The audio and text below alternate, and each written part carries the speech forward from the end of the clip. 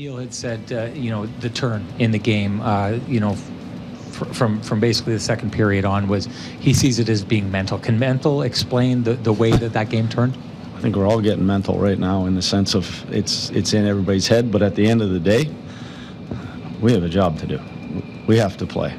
Our best players have to be our best players in a game like that. Our role players have to play their role. I don't care what the scenario is. You're out on the ice, you're playing a game, something you've done your whole life. We're in a situation like that. However you go about it, you got to find a way. You got to find a way to get yourself over the hump. We got to find a way to get ourselves over the hump. I mean, the hump, Jim, where's this hump they need to get over? Is it all around them? Is it Is it off in the distance? The hump is now a Rocky Mountain, to be honest with you. Yeah. You're at the base of it. We're in Banff, and we need to get to Vancouver, and we got a week and a half to scale this mountain. And guess what, Jim? You and I, we don't know how to climb. We don't know how to climb mountains. Back in the day, that would be a 30-year journey, and people would die along the way. Yes, they would. I don't think anyone's going to die here, Cam. I've read some. These are dark times. I've read some. I love mountain climbing books. I would never in a million years ever climb a mountain because I think it's. I've never heard of that. I've never climbers. heard of somebody who loves mountain climbing. I do. What are mountain climbing books? Like stories of mountain climbing? Yeah. Oh, yeah, okay. Yeah. It's because why somebody does that for something at the end of the day is meaningless. Okay, you got to the top of the mountain. Congratulations. There's no pot full of gold up there. You're doing it for yourself and you're driving yourself and all that. And you're not discovering new land or anything. No, it's just for your own. You're climbing to the top of a mountain. So it's like an interesting sort of look inside the psyche of some human beings. But at the same time, I always think it's a crazy thing to do. You know what I mean? Like, I would never want to climb a mountain. Never want to climb a mountain. I worked at the Rocky Mountains in Cranbrook, BC for 3.5 years, covering the Western Hockey League. And there's Fisher Peak. And that's where Scott Niedermayer took the Stanley Cup up and held it up. And it would take you a day. And routinely on Sunday, that thing was packed in the summers. Like, everybody's like, Fisher's Peak, you got to climb it once a summer, blah, blah, blah. And I'm not not to downplay it, there was people who fell and died off that thing. Well, yeah. I mean, yeah. Somebody right before I moved there in 2001, for the TV station I worked at, fell off that while he was hiking there with his girlfriend. The Oregon Trail, the Donner Party. I remember I was telling you about that. Yes, the book I read that's on it. a book I would read. I guess that is about mountain climbing. Yeah, well, it's about Leia. They had to climb some mountains. They had to go through some passes and stuff. But my point to this is people would always do that, and I'm with you. They're like, hey, you've been here for 2 years. Let's go climb Fisher's Peak now. And I'm like, But that's what the Jets are dealing with. They're dealing with a mountain. So we talk about humps and all that. There's no hump. It's a Rocky Mountain. It's a Rocky Mountain. This hour is brought to you by Wash Method Car Wash, 690 St. Anne's Road, and washmethod.com, which is coming at you live from the Boston Pizza Studio. Boston Pizza, saucy savings on pasta every day in January, only $11.99. It is Free For All Friday. Phone lines are open. We already got callers on the line, 204-780-6868. But let's open up with some thoughts from us, and then we'll get into the callers and the people that are already on the line here. By the way, Connor McDavid, what a play on that goal late in the second period, 21 seconds. Man, is he slow. Off his skate, pure skill, 100%. Like, talk about a guy that makes something that looks like a fluke, makes something that is absolute pure skill look like a fluke. Well, and the direction too. Like he pointed at Draisaitl. Yeah. I don't know. Like Laine can do that, but Laine and Draisaitl are the ones that stand out to me on the backhand pass. That is just like a forehand pass. But when that goal went in, was there any doubt of the inevitability that the Winnipeg Jets were going to lose that game? When that puck went in the net, if you did not have that thought go in your head, you haven't been watching the Winnipeg Jets this year. So, Cam, to me, it's not the 11 straight losses. It's not that they haven't won back-to-back games since, I think, October. It's not that they set an NHL record for 13 straight one-goal losses. Mm-hmm. To me, it's the no shots on net for 30 minutes. You have to do something. 5 shots combined in the second and third period. That is the definition when you're up 3-0 and you go 3-2 and you haven't had a shot on net in 30 minutes. That is the definition of a defeated team. in my mind. Phone lines are open. So you have to do something. Well, I'm sure that's going to come up very, very quickly on the phone lines. Here, we got Phil the Thrill. Hey, Phil. Did you give yourself that nickname, or did somebody else give it to you? No, somebody else gave it to me. I think you guys did. You guys might have in a text message. Okay, all right, Phil. What's on your mind, bud? Phil the Thrill, there you go. Well, I was scared. I have been watching the Jets all season, and I've been watching them since 2011. And you're right. I had that complete same feeling. But what I wanted to call and throw out there right at the beginning was I was a bit confused as to why you would call up a prospect that you're potentially looking to be in your top 6 within the next 2 to 5 years, I'd say, and why you wouldn't throw him on the first line with Connor and Scheifele.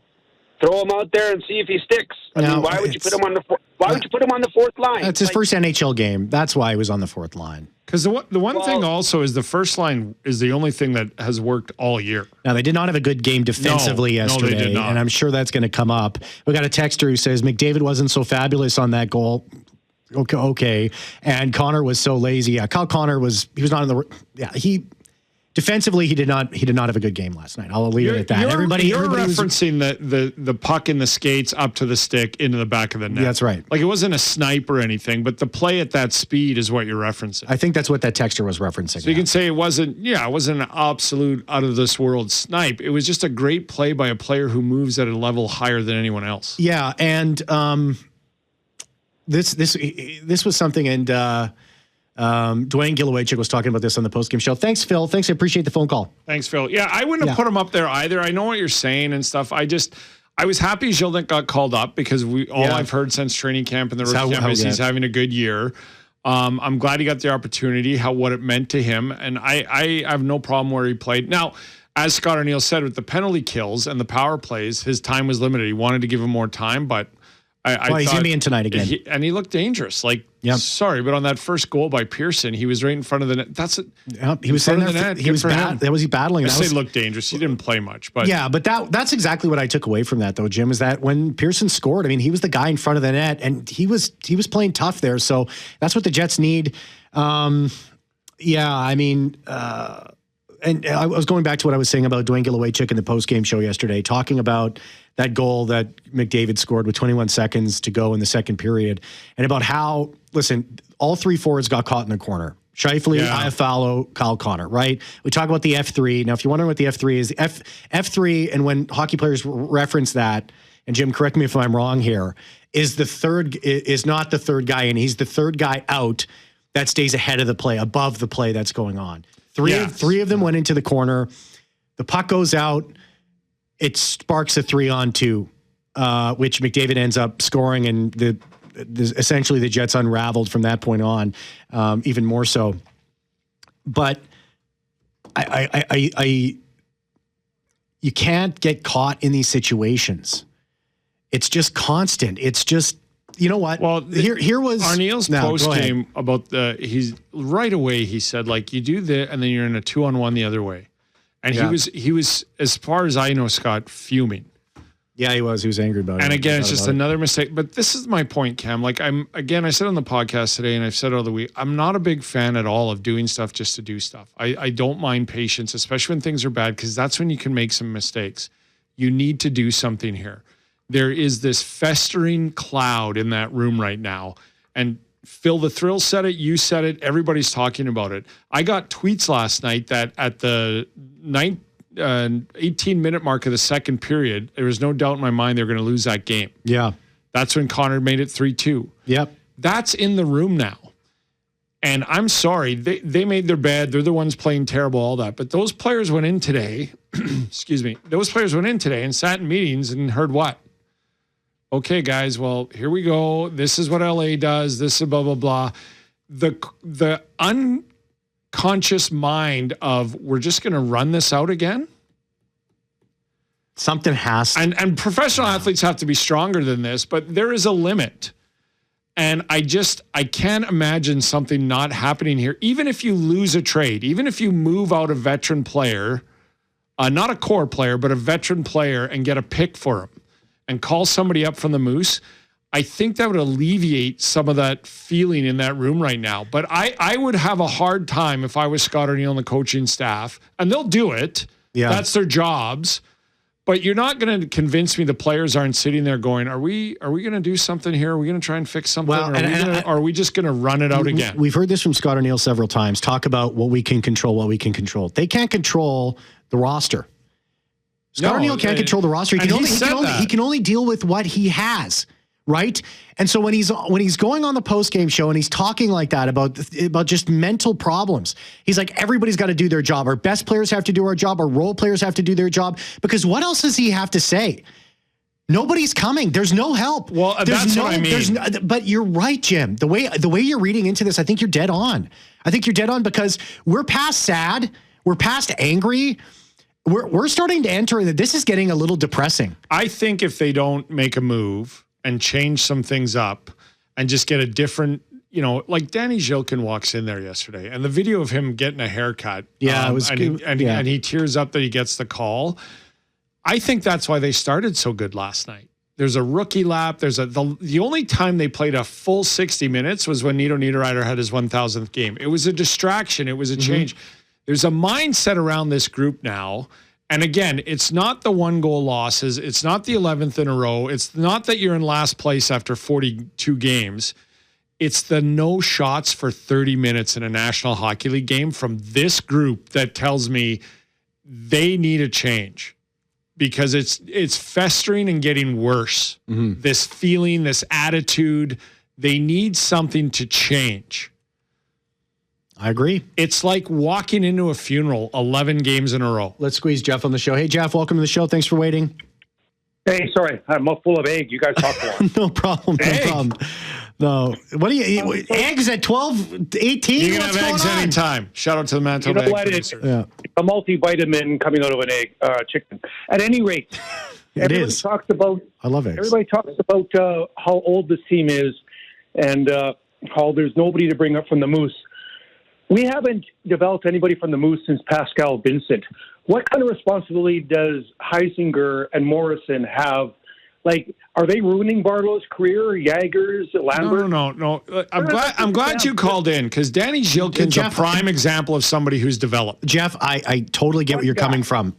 Just because there hasn't been a superstar come into the lineup doesn't mean they're not developing players. There's players down there that are developing. And I'll tell you right now, Brad Lambert is, and Colby Barlow is. Colby Barlow had a goal the other night that was unbelievable. Colby Barlow scored last night. But he's in his first year of pro, and it's not just going to happen. We have to get out of our heads the Connor McDavids, the Macklin Celebrinis, because 96% of draft picks take 2 to 3 years.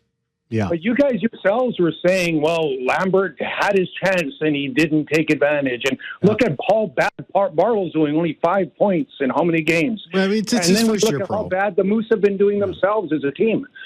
Lambert, maybe Lambert got the message because he had a goal and an assist last night against Milwaukee. Yeah, to me, it's not. They're not sitting there going, okay, do some more drills and here's no playing time and stuff.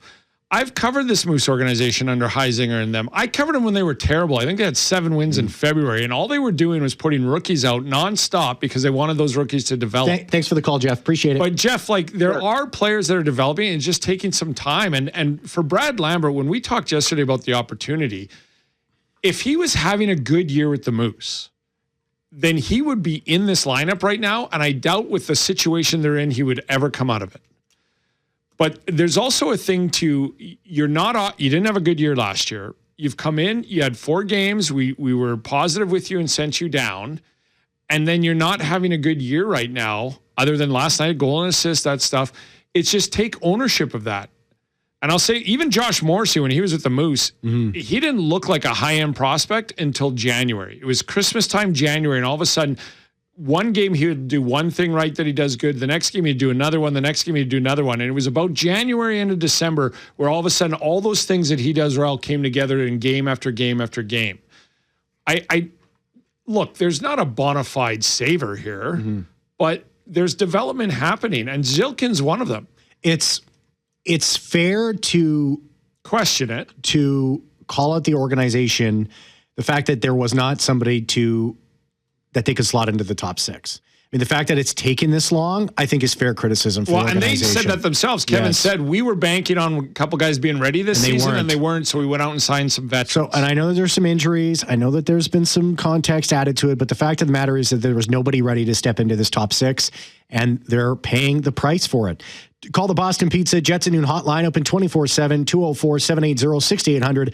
Boston Pizza, where it's Pasta Tuesday every January from only $11.99. Hungry for saucy savings, hungry for BP. Hey, the number one caller is going to be awarded a $50 gift card to Boston Pizza. Day. Did you hear that call? My teacher? I did.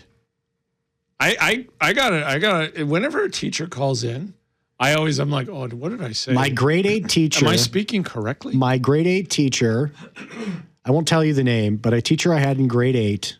Are we going to play that today? We're going to play. That's the winning clip. Let's give her a Boston Pizza card. And her husband said, leave her your number. Give him your number. Yeah, this also, and I'll say this, I had a lot of great teachers. This teacher that called actually was my absolute favorite. I love this. When I heard this call yesterday, I was like, you see. So we'll play that before the show's out. In dark times, these are the calls There's still some good stuff. There's still some good things going on. We'll be right back. Free for All Friday. If you are on the line, do not go anywhere. We will get back to you. By Wash Method Car Wash, 690 St. Anne's Road, and washmethod.com, which is coming at you live from the Boston Pizza Studio. Boston Pizza, saucy savings on pasta every day in January from only $11.99. Let's go back to the phones here. Clint. Friday afternoon, hot lunch at BP. Nothing better. Yeah. Hey, Clint. Thanks for waiting. What's up, man? I was curious to know, last night I was watching the game. I thought the Jets had a fantastic first period, getting 3 goals. That was amazing. But in the second, when they started slumping, and I'm sure O'Neill and the coaching staff could see it, why didn't he call a timeout at some point and say, guys, we're slipping back to the way that we got into this losing streak. Let's get that momentum back.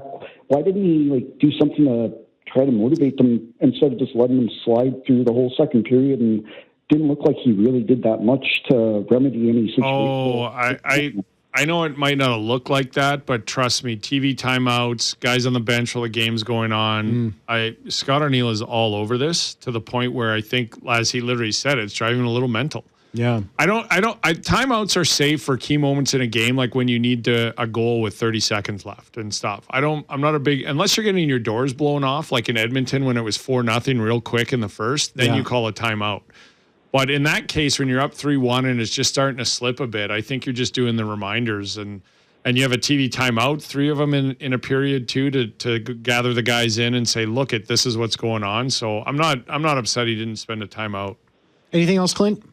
My other question, I guess, do you think it's time for Kevin Cheveldayoff to be told, you've had 15 years with this team, you've had some great draft picks, he doesn't seem to make trades at times that he should, like how you guys were saying earlier, maybe it's time for a trade. He knew at the beginning of the season that the team was going to be not what it was last year, and he didn't. He did some additions. I like Nyquist. I like Taves hasn't really panned out to be what I think they wanted. Yeah, Clint, I get what you're saying. I mean, replacements for losing Oilers was massive. Yeah, I don't know how much that had to do with Chevy losing Oilers. I think it more had to do with the Oilers. But hey, listen, Cheveldayoff has to wear this, and honestly, the longer that this goes without something changing, I mean, the only reason Danny Zhilkin was called up was because Hayden Fleury is on IR. Something needs to happen. The press conference, I think, is aging that Kevin Cheveldayoff had as the media availability, the midseason, whatever. I think it's aging worse and worse as we go further and further along here. I know that he spoke during a TV intermission or something like that. I didn't see it. I don't think most people saw it. I haven't been able to find it anywhere online, so that really hasn't circulated, even if he did do a better job. But I mean, something's got to give here, and I mean, Jim, is it fair for me to carry? What do you think? Okay, if you're a player on this team, and you're seeing, thanks, Clint, I appreciate the call. If you're a player on this team right now, and you're like, I don't see this team has given up on Scott O'Neill whatsoever. No, I don't think so. Like this, I'll go back to the Columbus game. Do you think that the Jets have that? It's not O'Neill that's lost a room, but Cheveldayoff might be losing the room right now. I think the players are, what are we doing here? I think the players are like, are we just running this out again? And I know what we're talking about because some of the players in that room will be the ones who are dealt. But we know the ones that won't be. That's the core.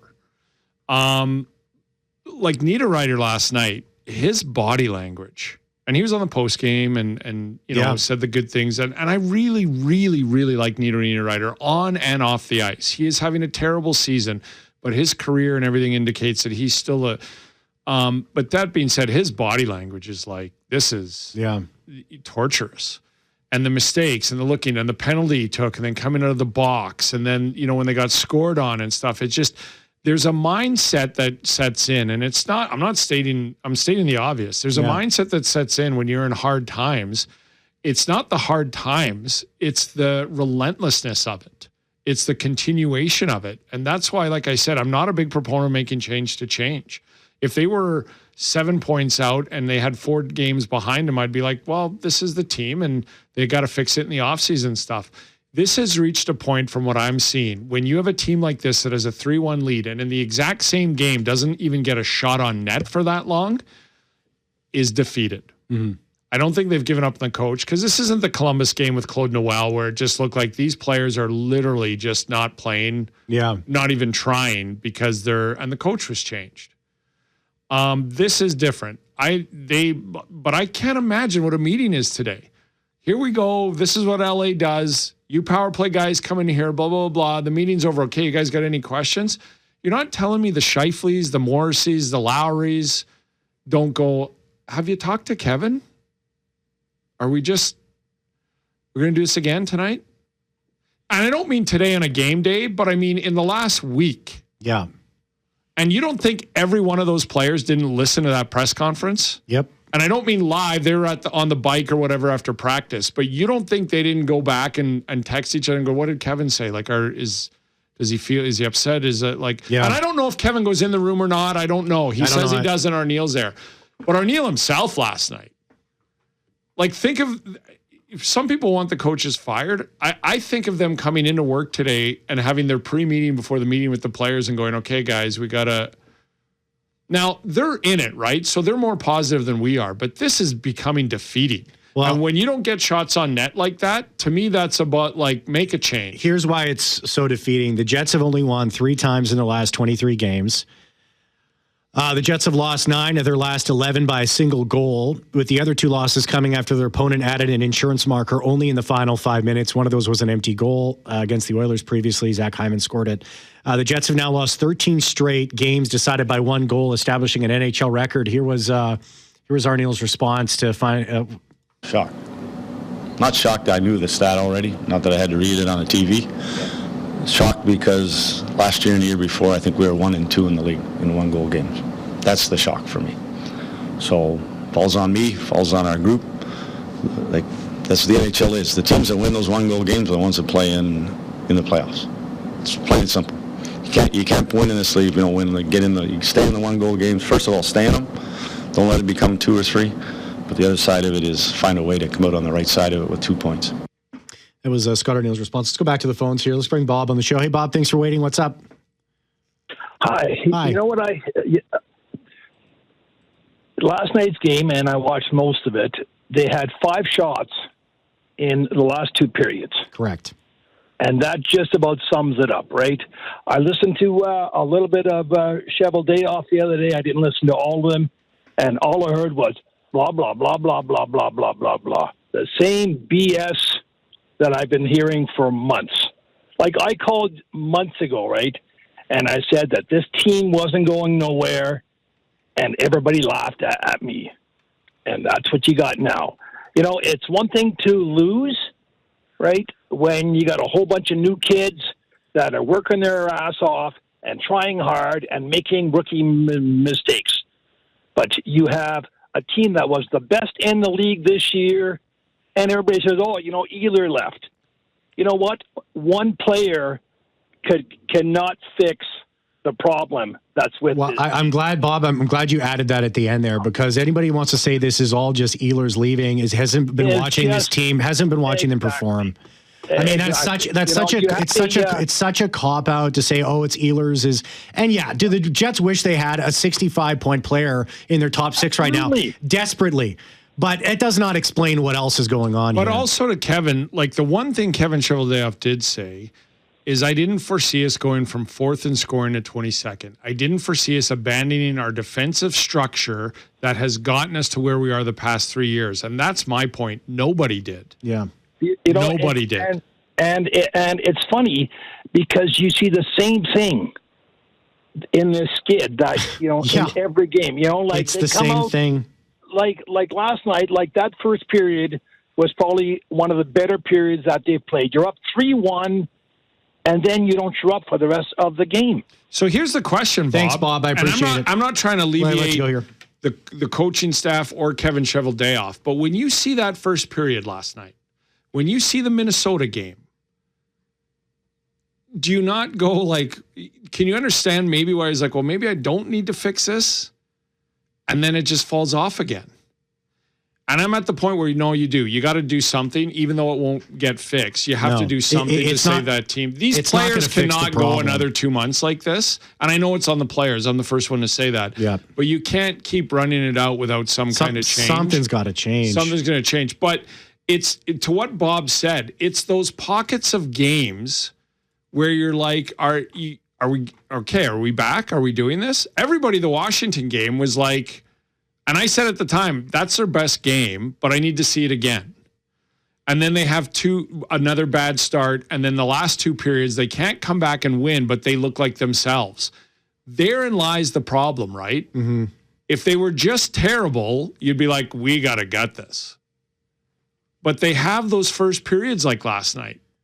But it doesn't even matter, though, at this point. Like, they can come out and just play excellent, but you just sense that as soon as those stressful moments are going to show up.